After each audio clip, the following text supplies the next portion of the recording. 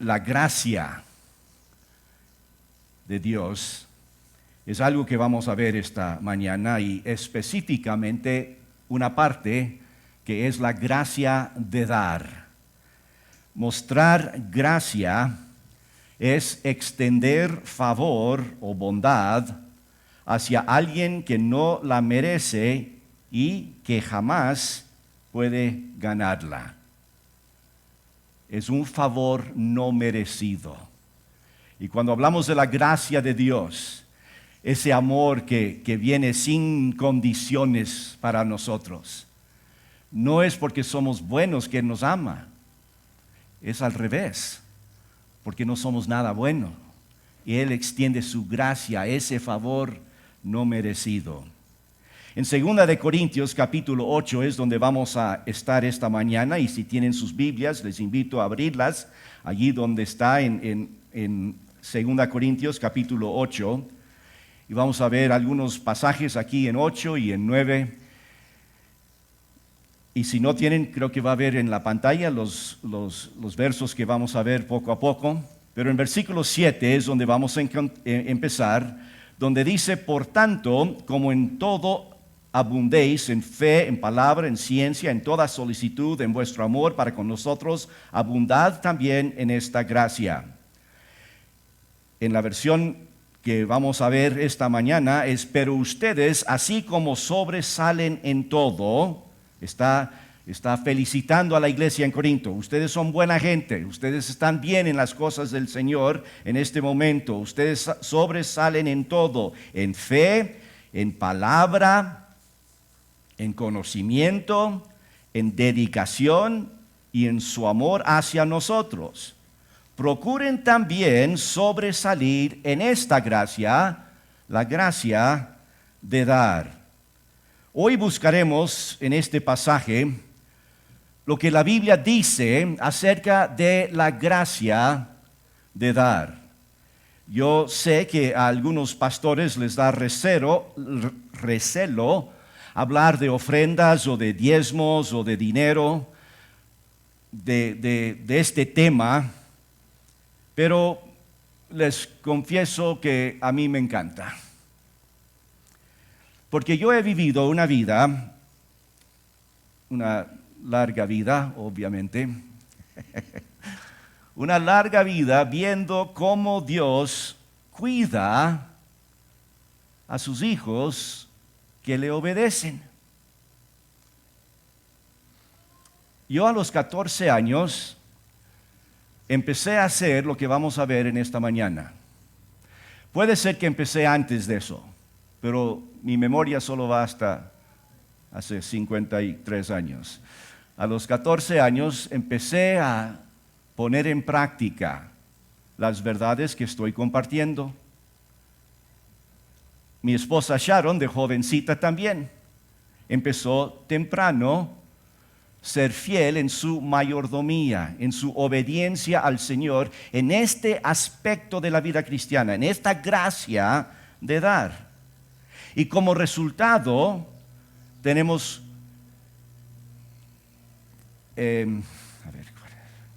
casi 46, ¿sí? Suena mucho, ¿no? 46 años de matrimonio, y les prometo que nunca ha habido una sola discusión acerca de las ofrendas.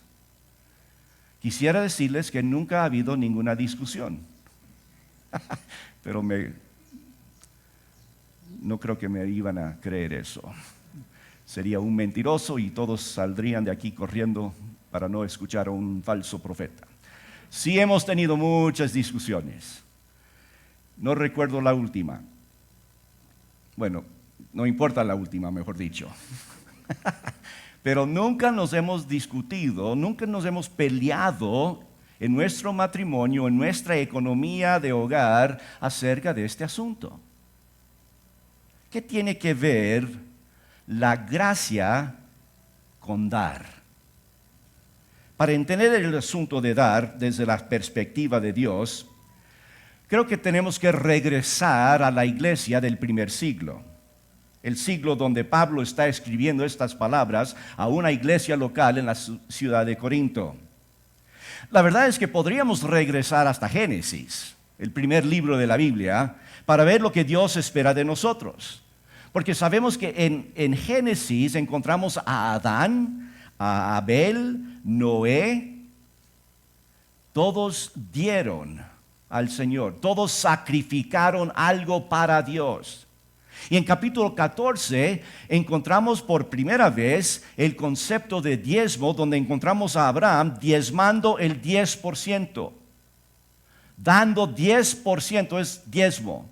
Él daba 10% de todo lo que tenía al sacerdote Melquisedec. Esto fue siglos antes de la ley de Moisés. Hay algunos cristianos por ahí que yo no creo en el diezmo porque eso es bajo la ley y nosotros estamos bajo la gracia. Así que yo no tengo que dar 10% a Dios. No, 10% fue una idea de Dios mucho antes de la ley. Nada que ver con la ley. Sí tiene que ver, pero no empezó con la ley. Pero vamos a ir un poco fast forward a la iglesia en Jerusalén en el primer siglo. Esta iglesia estaba sufriendo problemas graves, incapaz de salir de una crisis económica a causa de la depresiva economía en Judea y en otras regiones del mundo, además de una persecución continua. Aquellos creyentes estuvieron enfrentando un futuro sin esperanza. Estaba mal la iglesia. Pablo exhorta a los corintios que dieran ayuda económica a sus compañeros cristianos en Jerusalén, a sus hermanos de otra iglesia. Sus palabras a los creyentes corintios que se refieren a esta necesidad se encuentra aquí en 2 Corintios 8 y capítulo 9. Y son los mejores capítulos en toda la Biblia acerca de la gracia de dar, porque hay mucho detalle aquí. Pablo usa el ejemplo de la generosidad de las iglesias pobres de Macedonia, quienes dieron durante tiempos de aflicción, a pesar de su propia pobreza, y con gran gozo se deleitaron en dar para cubrir aquellos que padecían necesidad. Veamos lo que dice, versículo 1 de este capítulo. Ahora, hermanos, queremos que se enteren de la gracia que Dios les ha dado a las iglesias de Macedonia. En medio de las pruebas más difíciles, su desbordante alegría y su extrema pobreza abundaron en rica generosidad. Soy testigo de que dieron espontáneamente tanto como podían, y aún más de lo que podían, rogándonos con insistencia que les concediéramos el privilegio de tomar parte en esta ayuda para los santos. Incluso hicieron más de lo que esperábamos y se entregaron a sí mismos primeramente al Señor y después a nosotros conforme la voluntad de Dios. Quiero decirles que la ofrenda casi nunca se origina en el bolsillo, o en la billetera, o en la chequera. Los macedonios primeramente se dieron al Señor, se sometieron a Dios en sus vidas. Entonces dieron su dinero. La gracia de dar empieza siempre en el corazón del creyente. Siempre empieza en tu voluntad, en tu corazón, en tu alma. Allí es donde empieza esto. No es por obligación, no es por escuchar muchas prédicas acerca del asunto, no es por tomar una clase de mayordomía, es cuando Dios hace una obra en tu corazón. Primeramente se dieron a sí mismos. La generosidad orientada por la gracia resulta en el desborde de un corazón liberado. Esto de seguro no tiene nada que ver con sus inversiones, ni el sueldo mensual que usted percibe, ya sean macedonios o corintios o ecuatorianos o mexicanos o colombianos, el reto es el mismo.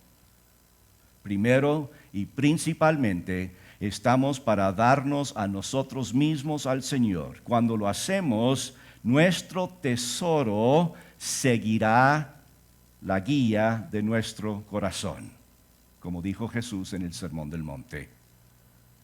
Quiero darles 4 beneficios de dar. Yo entiendo, especialmente en estos días de pandemia, puede haber personas aquí presentes y puede haber personas viéndonos por internet que no están en un lugar donde este mensaje les va a llegar al corazón. Y puede tener la tentación de cambiar de canal. No lo hagan, esperen hasta escucharlo. Porque no estamos hablando aquí de recoger una ofrenda para el predicador o para la iglesia o para hacer el plan de alguna persona. Estamos hablando de principios bíblicos y si cada uno de nosotros captemos estos principios, nos va a ayudar en nuestra propia vida y familia. Lo garantizo. 53 años tengo de ser obediente en esto y yo les puedo decir, no tengo que decirlo, pero pueden ver que no he perdido ni una sola comida.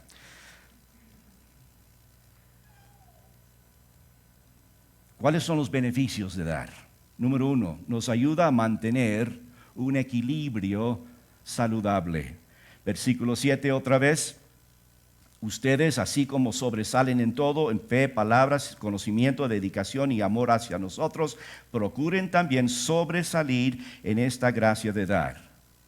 La verdad es que en muchas iglesias hay fe, hay buena enseñanza, hay buen conocimiento de la vida cristiana, hay fervor y hay amor, pero ¿qué pasó con la generosidad? Es normal recibir cuando uno llega a una iglesia. Es normal llegar con la expectación de recibir. Venimos con la esperanza de recibir algo. Vamos a recibir instrucción. Nos van a animar, nos van a exhortar, nos van a fortalecer. Recibir todo eso en abundancia y luego faltar en el equilibrio entre lo que recibimos y lo que damos. Cuando Pablo se refiere al apoyo económico, dice, esta obra de gracia. Y nos exhorta a abundar en ella. La vida cristiana está equilibrada saludablemente cuando lo que recibimos y lo que damos se mantiene en equilibrio. Al dar con generosidad, nos sentimos más cerca del Salvador. ¿Por qué? Porque Él es el que lo hizo primero. Él se dio a sí mismo por nosotros. Mira versículo 9. Ya conocen la gracia de nuestro Señor Jesucristo, que aunque era rico, por causa de ustedes se hizo pobre, para que mediante su pobreza ustedes llegaran a ser ricos. ¿Creemos que toda la Escritura es inspirada por Dios? ¿Nadie? ¿Creemos que toda la Escritura es inspirada por Dios? Sí. Gracias. ¿Por qué pondría Dios esta declaración de Jesucristo y su vida, su muerte por nosotros? ¿Por qué pondría esto en el contexto de ofrendas? Porque de eso se trata. Jesucristo, Dios mismo, tuvo a su disposición toda la riqueza del universo y dejó todo eso para venir a entregarse por nosotros, para que nosotros pudiéramos alcanzar la vida eterna. Muy impactante la enseñanza acerca de la crucifixión y la resurrección de Jesucristo, mostrándonos el gran amor de Dios por nosotros y sabiendo que solo confiando en Él, recibiendo el don de vida eterna, el regalo que Dios nos está ofreciendo, pasamos de muerte a vida, pasamos de las tinieblas a la luz y Dios empieza a aclarar las cosas para nosotros y entendemos lo que es una vida victoriosa, una vida abundante, y Dios sigue bendiciendo. Es normal que en este contexto habla de la entrega de Dios mismo por nosotros, para que nosotros pudiéramos alcanzar la vida eterna.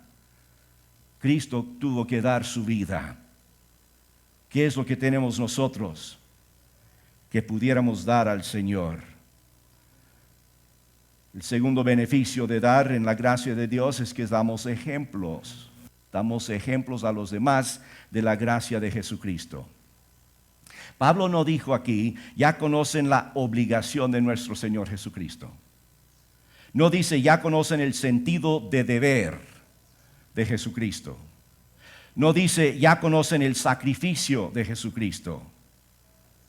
Aquí empieza diciendo, ustedes conocen la gracia de nuestro Señor Jesucristo. El plan de Dios desde antes de la fundación del mundo era el sacrificio de su Hijo para la redención de la humanidad. Pero aquí no se lo presenta como una obligación. Dios dice, ya conocen la gracia del Señor Jesucristo. Cuando nuestro Salvador Jesús dejó el cielo, no creo que Él lo dejó crujiendo los dientes, apretando sus puños y gritando, ya, está bien, ya voy. Porque no fue una obligación, fue la gracia lo que motivó a Jesús a venir. Fue la gracia dentro de Él lo que le trajo a Belén como un pequeño bebé. Fue la gracia dentro de Él lo que permitió que sus manos y sus pies fueran clavados. Fue esa gracia dentro de Él que los que provocó que dijera, Padre, perdónanos, porque no saben lo que hacen. Cuando usted da, sabiendo que no recibirá algo a cambio, usted está dando un ejemplo de dar en la forma más pura de la gracia de nuestro Señor Jesucristo. Damos para dar ejemplo de lo que Dios ha hecho por nosotros. 3, contrarrestamos el egoísmo y la codicia. Pasemos a capítulo 9, 2 Corintios capítulo 9, versículo 1. No hace falta que les escriba acerca de esta ayuda para los santos, porque conozco la buena disposición que ustedes tienen. Esto lo he comentado con orgullo entre los macedonios, diciéndoles que desde el año pasado ustedes, los de Acaya, estaban preparados para dar. El entusiasmo de ustedes ha servido de estímulo a la mayoría de ellos. Con todo, les envío a estos hermanos para que en este asunto no resulte vano nuestro orgullo por ustedes, sino que estén preparados, como ya he dicho cómo lo estarían, no sea que algunos macedonios vayan conmigo y los encuentren desprevenidos. En ese caso, nosotros, por no decir nada de ustedes, nos avergonzaríamos por haber estado tan seguros.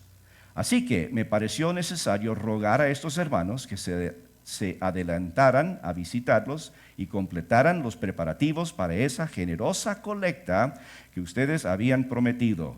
Entonces estará lista como una ofrenda generosa y no como una tacañería. Parece que en el pasado los corintios habían prometido participar en una ofrenda para los necesitados en Jerusalén. Y Él está recordándoles de esta promesa. Por alguna razón habían abandonado o habían descuidado.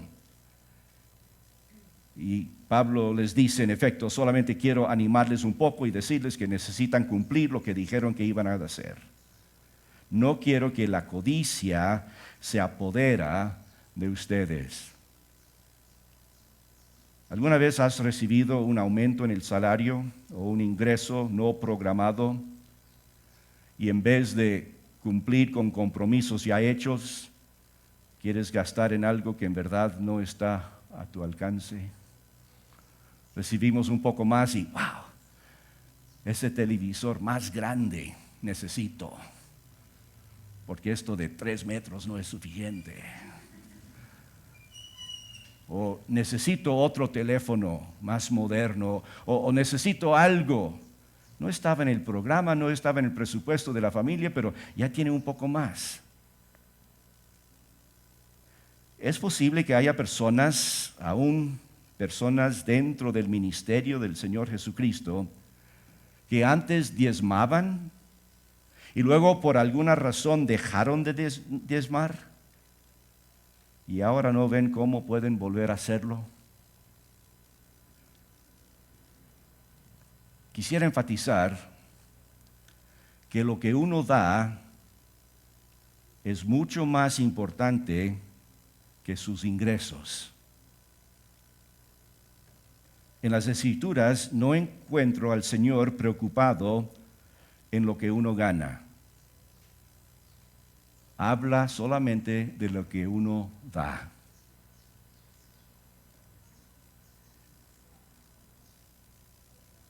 En un estudio se llegó a la conclusión que el promedio de miembros de iglesias evangélicas solamente dan el 2.5% de sus ingresos a su iglesia. No es siempre el problema la falta de deseo de dar. A veces es la confusión provocada por la incertidumbre en la que vivimos de día en día. Quiero decir que uno cuando empieza a dar va a ganar la batalla contra el egoísmo y la codicia. El secreto no es ganar más dinero. Escuchen bien, yo no conozco a ninguna persona que ha cambiado su manera de ofrendar porque sus ingresos aumentaron. Nunca he conocido a una persona que cuando se le aumentó el ingreso empezaron recién a dar al Señor.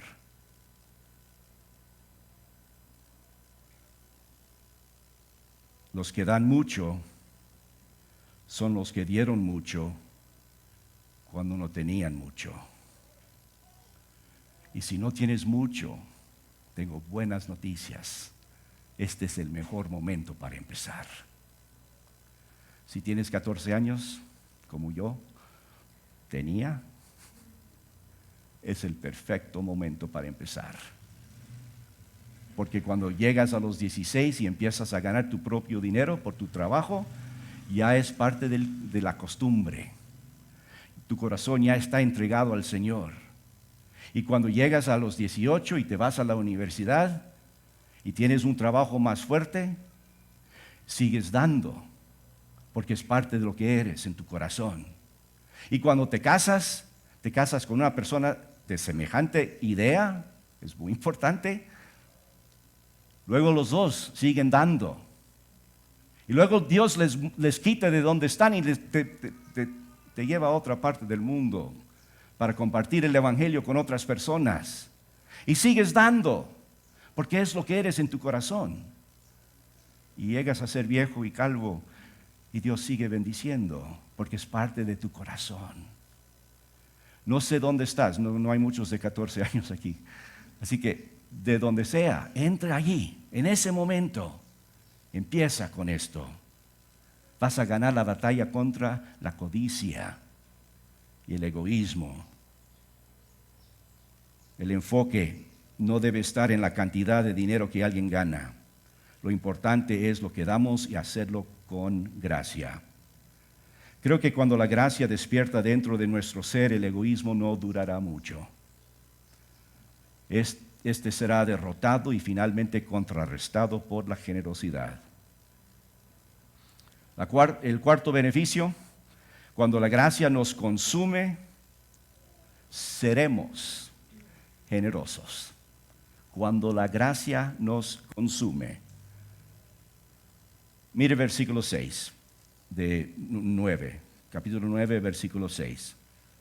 Recuerden esto, el que siembra escasamente, escasamente cosechará. Y el que siembra en abundancia cosechará. Aquí está la respuesta a la persona que teme que el ofrendar dará como resultado una escasez de dinero. Y puede ser que ese pensamiento ya pasó por la mente tuya.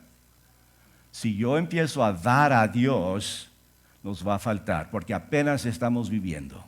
Apenas estamos llegando al fin de mes con lo que estamos recibiendo. Y si yo de golpe empiezo a dar a Dios, nos va a faltar, va a haber escasez. Y aquí está la respuesta. El generoso sembrador se convierte en cosechador generoso. No puedo explicar la magia, la belleza, la maravilla de la agricultura. Pero yo sé que esa manzana que comí ayer tenía varias pepas.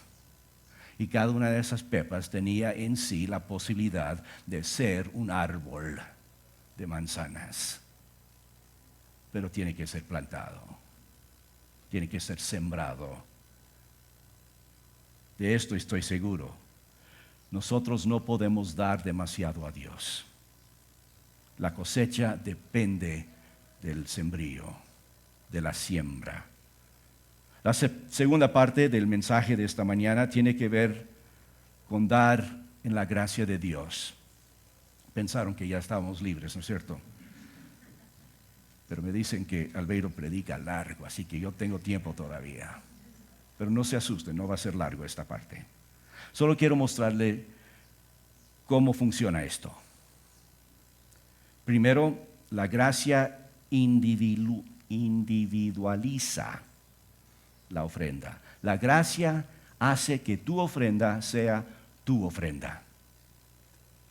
Versículo 7, capítulo 9, versículo 7.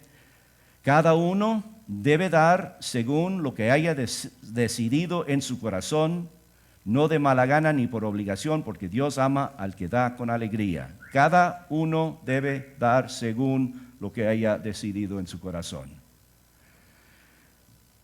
Como tú decides es la manera en que debes dar. Aquí no hay cuotas de membresía. Espero. No debe haber cuotas de membresía. No le cobraron a la entrada, ¿no es cierto? Si le cobraron a la entrada, por favor avísame y voy a llamar a las autoridades. Aquí no hay entradas, no hay cuotas. Es individual. Cuando usted da por gracia, usted da individualmente y en proporción a su propio ingreso. Según haya recibido, según haya propuesto, usted da. Tiene necesidades y tiene un ingreso para cubrir esas necesidades. Esta manera de dar no es semejante a ninguna otra en la tierra. No es como los impuestos a la renta, no es como los impuestos de las cosas que compramos. No, es completamente diferente esto. Usted es un individuo. Cuando usted da sobre esa base, su ofrenda es de tipo individual. No todos deben dar 10%. ¡Qué alivio! Todos debemos empezar con el 10%. Y de allí empezar a crecer. La Biblia sí habla mucho de diezmo y se supone que allí es donde empezamos. Pero la gracia, recuerda, la gracia trae variedad. La gracia trae espontaneidad. El porcentaje de nuestro dar puede variar mucho. Y yo no creo que un cristiano que sigue al Señor más de unos cuantos meses va a dar menos que el 10%. Porque hay muchos que pueden y deben dar más porque Dios está bendiciendo. Pablo lo dice de esta manera: cada uno dé como propuso en su corazón, como decidió hacerlo. Es una decisión, pues. El problema en muchas iglesias o familias es que nunca hay una decisión. Llegan al templo, si les gusta la música, si les gustó el mensaje, le dan una propina y salen como si fueron al cine. No se proponen, no planifican. La ofrenda no debe ser una reacción impulsiva, debe ser una decisión. Cada uno dé como propuso en su corazón, cada uno dé de la manera que decidió de antemano. Dele a la gracia una oportunidad. Empieza orando, planificando, pensando. El deber para esta semana es esa. Yo sé que están en una serie de mensajes sobre parábolas y quiero que sigan en eso. Pero mientras tanto, háganse un examen personal de familia, orando, pensando, determinando cuándo y cuánto vas a dar y luego hazlo ¿cómo? Con gozo.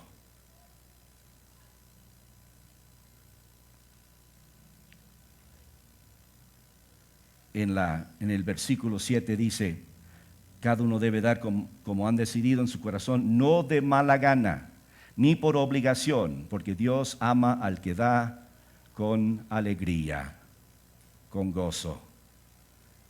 Y eso es la segunda cosa de cómo funciona.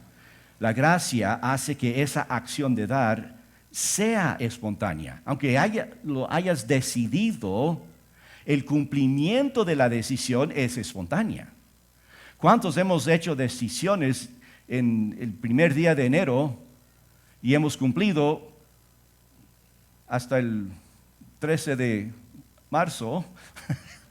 Y cada vez que cumplimos es una cosa gozosa, ¿no es cierto? Es espontánea el cumplimiento de la decisión.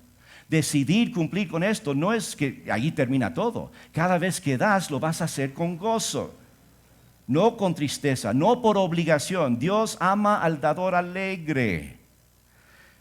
Hace mucho tiempo mis suegros estaban en una iglesia donde cuando el pastor anunciaba que era el momento de recibir la ofrenda, todos se pusieron de pie y aplaudieron. Y mis suegros se asustaron, ¿no? Porque, ¿qué es esto, no? Era una iglesia dando por gozo. Y estaban entrenados, seguramente. Y seguramente algunos que aplaudieron, pero tampoco daban. Pero es otra cosa, la hipocresía, ¿no es cierto? Bueno, en el tiempo de ofrenda debe ser un momento de risa, de gozo. Cuando tú estás cumpliendo con la decisión que has tomado. Creo que dadores alegres van a expresarse. Debe haber en lo profundo del corazón la ausencia del sentido de obligación y debe haber risas espontáneas. Desgraciadamente, más común son esas expresiones de pena y tristeza. El esposo le dice a la esposa, ¿no tienes un billete más pequeño? O ella dice, ¿y ahora cómo vamos a sobrevivir si estás dando tanto? Si tu ofrenda es hecha con alegría, no te molestes. El ofrendar no es para el inconverso, no es para el resentido. Tales ofrendas no serán bendecidas. Esta gracia de dar es para el seguidor de Cristo, es para el que tiene en orden su vida, es para la persona que quiere servir y quiere seguir con todo al Señor. La gracia nos permite conectarnos con la provisión de Dios. Mire versículo 8. Y Dios puede hacer que toda gracia abunde para ustedes, de manera que siempre, en toda circunstancia, tengan todo lo necesario y toda buena obra abunde en ustedes. Cuando tenemos la actitud de gracia, damos. Nos damos a nosotros mismos primero, damos de lo que ganamos y luego Dios en respuesta nos devuelve. La cosecha viene y nos devuelve de varias maneras. Cuidado con los predicadores en la radio o la televisión que son famosos por levantar fondos, ¿no? Son expertos. Y hacen promesas como si tú das 1,000 pesos, Dios te va a dar 10,000 pesos. Eso es lo que es diezmar. No está eso en la Biblia. Y ellos tampoco están contentos con 10,000 pesos. Cambian a dólares o cambian por otras cosas. Dios nos va a dar la cosecha, pero no siempre es la cosecha económica. No está igualando una ofrenda con otra. Nos da bendiciones abundantes en muchas maneras diferentes. En salud, en familia, en empleo, en relaciones con los vecinos, en el impacto de una iglesia, en una comunidad. Hay muchas maneras que Dios nos bendice porque nosotros hemos sido obedientes y hemos dado con alegría en el corazón. Y para terminar, la gracia nos conduce a resultados incomparables. Mire el versículo 13, por favor. En efecto, al recibir esta demostración de servicio, ellos alabarán a Dios por la obediencia con que ustedes acompañan la confesión del Evangelio de Cristo y por su generosa solidaridad con ellos y con todos. Además, en las oraciones de ellos por ustedes, expresarán el afecto que les tienen por la sobreabundante gracia que ustedes han recibido de Dios. Gracias a Dios por su don inefable. Los resultados: otros darán la gloria a Dios. Otros darán la gloria por lo que Dios está haciendo en otras partes. Otros aprenden por el ejemplo a ser generosos. Otras personas se van a dar cuenta, aunque tú no les dices nada, se van a dar cuenta que Dios está bendiciendo tu vida y se van a dar cuenta que ese es el resultado de obediencia. La relación sobrepasa a cualquier ofrenda que damos. Estos resultados son incomparables. El apóstol de la gracia termina esta sección acerca de dar con gracia, declarando en el versículo 15, gracias a Dios por su don inefable. ¿Quién dijo eso? Pablo. Pablo tenía problemas con vocabulario. Escribió la mitad del Nuevo Testamento, usa palabras increíbles, palabras majestuosas, habla de justificación y glorificación y habla de cosas y conceptos tremendos, pero llega a este momento y dice, gracias a Dios por su don inefable. Cuando intenta describir el regalo de Dios en Cristo, no encuentra las palabras. No encuentra una palabra para esto y admite que es inefable. El don inefable de Dios para nosotros es el ejemplo más grande de gracia en toda la historia de la humanidad. Sin esperar nada a cambio, Dios se interesó tanto que nos dio el mejor regalo. Lo que más necesitábamos es un Salvador. Lo que más necesitamos hoy es un Salvador. A pesar del problema que tú estás enfrentando en este momento de tu vida, y puede haber problemas tremendos en esta pequeña congregación. Puede ser un problema de matrimonio, de economía, de salud. Los problemas más graves que puede haber no se comparan con el problema de la eternidad sin Cristo. La Biblia dice que todos somos pecadores y estamos destituidos, que no podemos alcanzar a Dios por causa de nuestro propio pecado. Y si yo me quedo en mi pecado y no llego a tener un salvador de mi pecado, yo tengo que pagar mi propia pena. La Biblia dice que la paga del pecado es la muerte. Yo tengo que pagar con mi propia muerte el resultado de todo mi pecado y una muerte eterna, una separación eterna de Dios. Pero ese mismo versículo continúa y dice, más el regalo, la dádiva, el don de Dios es vida eterna en Cristo Jesús, Señor nuestro.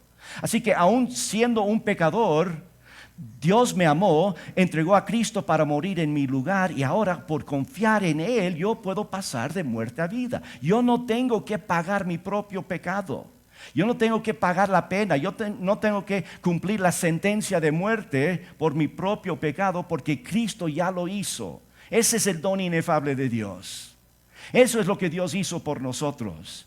Solo tenemos que confiar en Él. Solo tenemos que presentarnos delante de Él como necesitados. Heme aquí, Señor. Me doy cuenta de mi necesidad de un Salvador. Yo soy un pecador. Yo soy un pecador y necesito de un Salvador. Dios nos amó tanto que nos mandó al Salvador.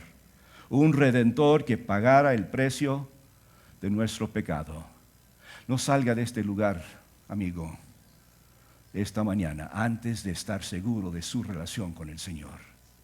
Nada tiene que ver eso con tus ofrendas, tus diezmos, tus limosnas en la iglesia. Estamos hablando ahora de algo aún más importante. Lo que más importa en todo el mundo es tu relación con Dios en Jesucristo. Y estamos aquí para mostrarle cómo puede ser salvo.